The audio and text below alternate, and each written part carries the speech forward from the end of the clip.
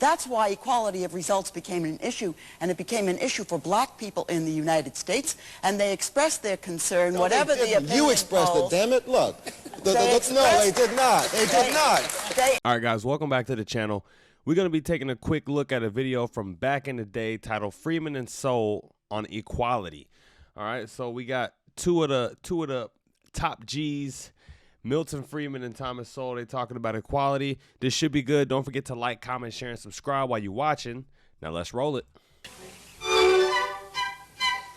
Just now, but the question is, those processes may indeed reduce freedom greatly. I would go beyond the question of equality and put it more generally, that any process to ascribe any status to any group of people, equality, inferiority, superiority, must necessarily reduce freedom, because whatever the government wishes to ascribe to any group, whatever place, to use the phrase that was very common in the South, that blacks should have their place, whatever place the government is going to assign to people, that place will not coincide, that place will not coincide either with what all those people are doing or with how others perceive all those people, because there's too much diversity among human beings. To maintain any system of ascribed status from the top is going to mean reducing people's freedom across the spectrum. That's the point. People have an ascribed status. It isn't as if government, by its intervention, creates it. People are born into this world in a given sector of a society, and many, many of them are born at the bottom of the society.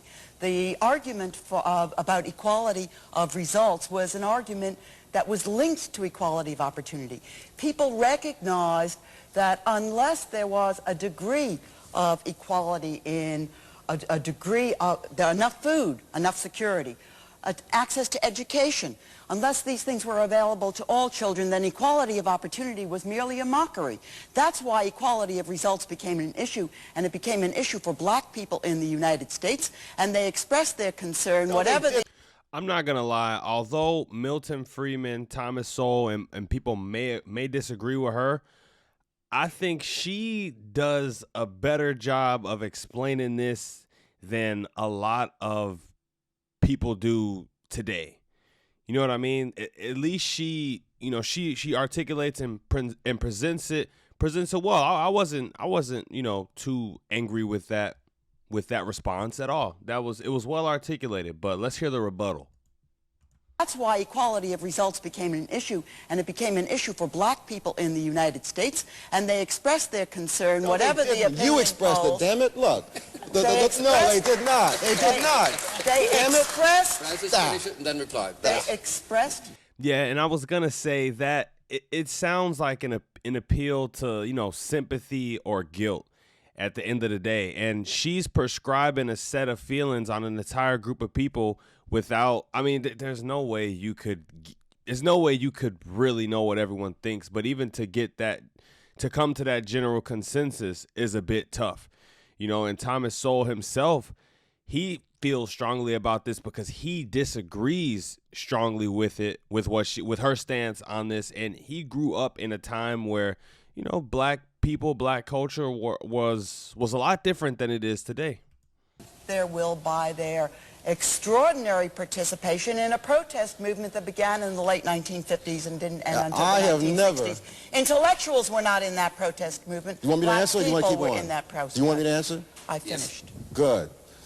Black people have never supported, for example, affirmative action, quotas, anything of that sort. Wherever polls have been taking a black opinion on such matters of should people be paid equally or should there be this or that, black people have never taken a position that you described. So it is not a question of what black people chose to do. It's what you choose to put in the mouths of black people. It is what you choose to project. It is not what any black people have ever said anywhere that you can put your finger on.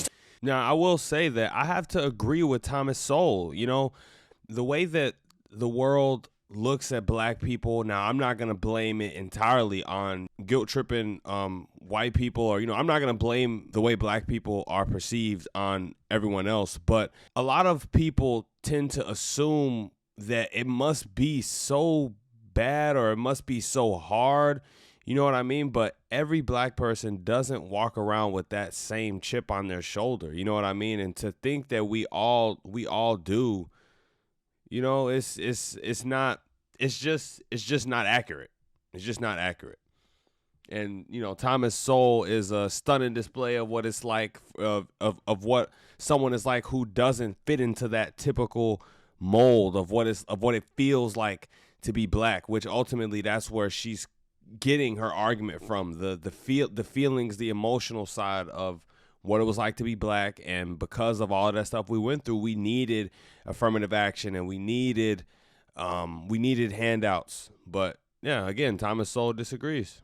To put into the mouth of the pollsters as far as... So it is not a question of what black people chose to do. It's what you choose to put in the mouths of black people. It is what you choose to project. It is not what any black people have ever said anywhere that you can put your finger on. It's what you choose to put into the mouth of the pollsters as far as I can see. I Look put in at the the mouth of the leadership of pollsters? the black community. Like most people, I have never seen a pollster. If you look at the leadership of the black... What do you say? Any black people have ever said anywhere that you can put your finger on. It's what you choose to put into the mouth of the pollsters as far as I can see. I put Look in the at the mouth of the leadership of pollsters? the black community. Like most people, I have never seen a pollster. If you look at the leadership of the black... Okay, I thought he said like most black people, I've never seen a poster. But then it was still funny nonetheless. Yeah, that was good. But just to close out, I would say that, yeah, you know, it's unfortunate that the way other people feel about us as black people, you know, that often becomes just the general consensus.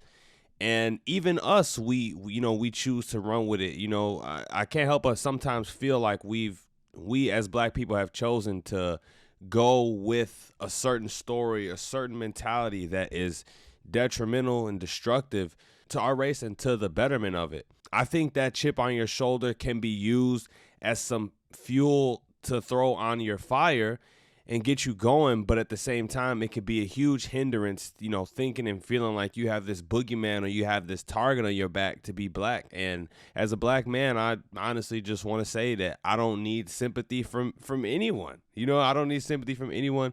You know, wherever my chips land in life, it all falls on me, and I'm willing to take 100% accountability for that. And I don't want to blame not a single soul. And I think if we all as black people had that mentality, oh man, we would be killing it.